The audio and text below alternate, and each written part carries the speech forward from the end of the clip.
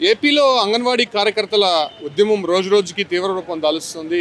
ఇప్పటికే అనేక సార్లు ప్రభుత్వంతో చర్చలు జరిపినప్పటికీ కూడా అవేవి సఫలం కాకపోవడంతో ప్రస్తుతం అంగన్వాడీ కార్యకర్తలు వివిధ రూపాల్లో వాళ్ళు నిరసన కార్యక్రమాన్ని కొనసాగిస్తున్నారు. ప్రస్తుతం మనం చూస్తున్నాం, అమ్మవారికి మొక్కులు చెల్లించుకునేందుకు అంగన్వాడీ కార్యకర్తలంతా కూడా వెళ్తున్నటువంటి పరిస్థితి. అంటే ఒకటే, జీతాలు పెంచాలి, దానికి సంబంధించి గ్రాడ్యుయేట్స్కి సంబంధించినటువంటి హోదా వాళ్ళకి కనిపించాలనేటువంటి ఒక నినాదంతో దాదాపు 32 రోజుల నుంచి కూడా ఆందోళన కొనసాగిస్తున్నారు. వాళ్ళతో మాట్లాడదాం ఒకసారి. మేడం, ఏంటి అసలు ప్రభుత్వంతో చర్చలు జరిపారు కదా, వాళ్ళు ఏం చెప్తున్నారు? అసలు వాళ్ళు ఏం చెప్తున్నారంటే, జీతాల పెంపు వరకు నేను 5 గంటల చర్చల్లో నేను కూడా పాల్గొన్నాను. జీతాలు మాత్రం పెంచేది అడగబాకండి, ఇంకేమైనా అడగండి అంటారు. మేము అడిగేది జీతాలు పెంచుకోసమే కదా. ఎందుకంటే ధరలు ఎన్నిసార్లు పెంచుతున్నారు. పెట్రోలు, డీజిల్, కూరగాయలు, నిత్యావసర సరుకులు, పన్ను, కరెంటు బిల్లు ఎన్నో పెరుగుతూనే ఉన్నాయి. అంగన్వాడీలు జీతాల కాడికి వచ్చే లోపల అది మాత్రం అడగండి అని అంటున్నారు. ఇది చాలా దారుణం. దానికోసమే మేము 3 సార్లు 4 సార్లు చర్చలకు పిలిచారు, అలాగే మెమరాండాలు ఇచ్చాము. ఇవన్నీ చేసిన తర్వాతనే మేము సమ్మెలోకి దిగడం జరిగింది. ఈ సమ్మె కూడా ఎందుకంటే అంగన్వాడీ టీచరు ఇంతవరకు 48 ఏళ్ళుగా ఈ వ్యవస్థ వచ్చినప్పటి నుంచి కూడా మేము ఇన్ని రోజులు సమ్మె చేసిన సందర్భం లేదు. ఎందుకంటే ఈసారి వచ్చింది యాపులు, పనులు, విపరీతమైన ఒత్తిడి, అధికారుల వేధింపులు, చాలా క్షణక్షణం రిపోర్టు, యాపులు అయితే 5-6 యాపులు, గంటకే పనే ఉండదు. కాబట్టి ఈ పని చేయాలంటే మాకు ఈ జీతం అయితే సరిపోదు. ఇప్పుడు సలహాదారులు ఇచ్చున్నా కానీ, మంత్రులు కానీ, ఎవరైనా వాళ్ళ ఇళ్లలో ఇచ్చిన పని మనుషులకు కూడా గిట్టుబాటు లేని జీతం 11,500 ఇస్తున్నారు. మేము ఒకటే అడుగుతున్నాం, జగనన్న తెలంగాణ కంటే ఎక్కువ ఇస్తామన్నారు, అది ఇవ్వండి. లేని పక్షంలో ఈ సమ్మె రాత్రింబవళ్ళు ఎన్ని రోజులైనా కూడా మేము చేస్తాము. ఈరోజు గంగమ్మ తల్లిని ఒకటి కోరుకొని మేమందరి మా ప్రయత్నం అంతా కూడా మా సమ్మె బాటలో మేము పట్టి, ఎందుకంటే టీటీడీలో వ్యవస్థని ఆయన విలీనం చేసినట్టుగా గంగమ్మ గుడికి ఆ హోదా కల్పించారు. అలాగే అంగన్వాడీలో కూడా జీతాలు పెంచి పిఆర్సీని అమలు చేసి, గ్రాడ్యుయేటీని అమలు చేసి, అదేవిధంగా మమ్మల్ని కూడా ఉద్యోగస్తులుగా గుర్తింపజేయాలని.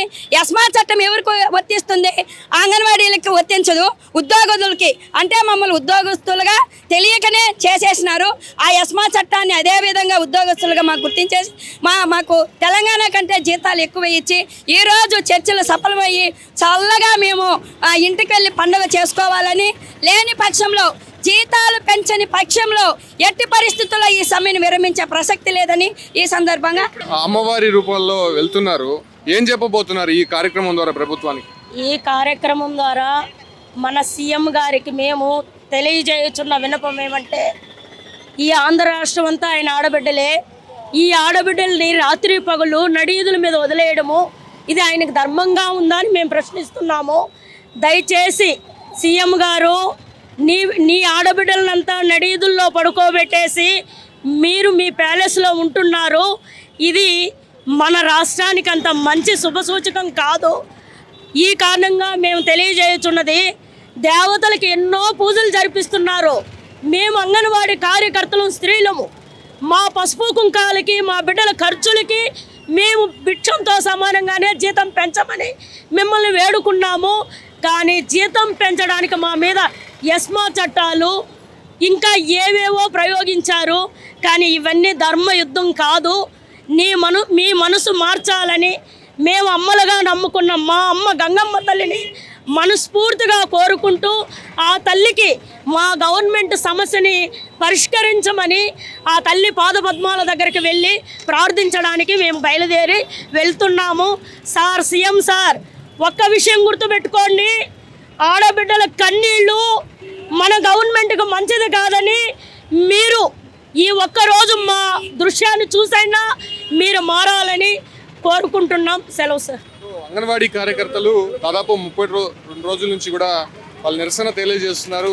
న్యాయబద్ధమైనటువంటి వాళ్ళ డిమాండ్లను పరిష్కరించాలని చెప్పి కోరుతున్నారు. లేకపోతే ఈ ఒక్క ఉద్యమం తీవ్ర రూపం దాలుస్తాము, ఖచ్చితంగా ఆడవారి శక్తి ఏదో మేము వచ్చే ఎన్నికల్లో చూపిస్తామని చెప్పి కూడా అంగన్వాడీ కార్యకర్తలు ఇక్కడ నుంచి హెచ్చరిక జారీ చేస్తున్నారు.